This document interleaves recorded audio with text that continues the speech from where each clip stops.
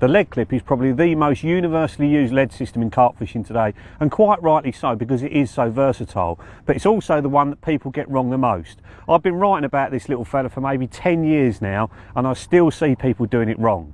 And the major mistake that people make is the swivel that goes in the end of the lead clip isn't in tight enough. It gets pulled in about half the distance, and when you get a take, it pulls out at the end, and that means the lead will never come off.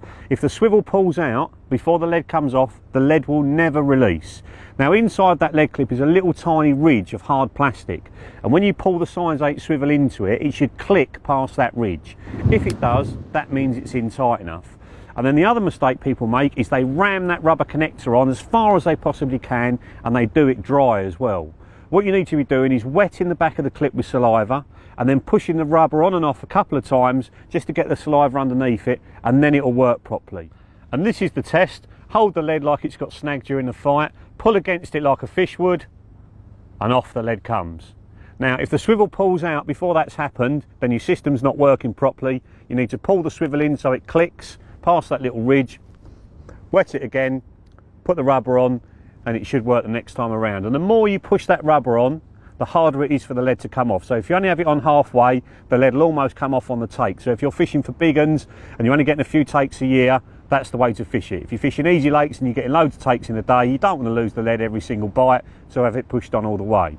Now this one I've set up with rig tubing. All I've done is cut the tubing to a point, and then I've cut the end of the line to a point as well before I've started to thread it, because if you bite the line and try and thread it through, it makes it really difficult. So the line's gone straight through there, through the rubber connector, and that tubing cut to a point is easily just pushed into the end of that rubber connector, wet the back of the clip, and then it's on. And at the other end I've got a quick link, and that's so I can take the hook link on and off really easily without having to pull that swivel out of the lead clip.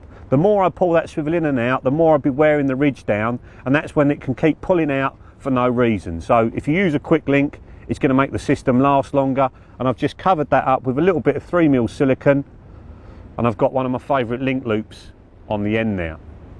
Now since this lead clip came out, there's been a new development with them, and we've brought out a product called a hybrid lead clip, where the swivel is actually moulded inside the lead clip, so there's no way it can pull out at all. So let's show you that one. And there it is, the hybrid lead clip.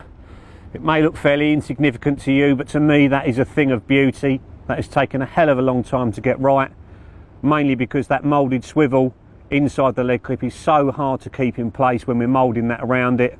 But the old injection moulders have done it in the end, and they've done it in the safe zone colours as well. So all the lead clips, rubbers and hybrid lead clips are now available in the transparent colours to blend in even better on the bottom. You can see there the main line is just tied to that eye. If you want to use lead core, you just loop to loop it on, and then at the other end we've given you a ring swivel so you can tie the hook link directly to the ring swivel if you want to, or what I do, I chop the ring swivel off and I replace it with a quick link from a quick change hook links. Exactly the same rules apply.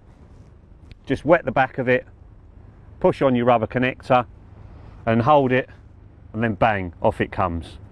And because that swivel cannot pull out, the lead has to come off. So to my way of thinking, this is the only system that 100% guarantees you're going to eject the lead. So that's all you need to know about how to set up lead clips correctly. And if you've never used them before, that's what you want to get onto. A lead clip action pack. It's got 5 of everything in there to make up 5 rigs. And then the safe zone leaders have just come available with the hybrid lead clips on as well. And a couple of the other reasons people use lead clips is you can change the style and weight of the lead without having to cut the line, and you can also take your leads off your rods when you're not fishing them so you don't clatter your rods around.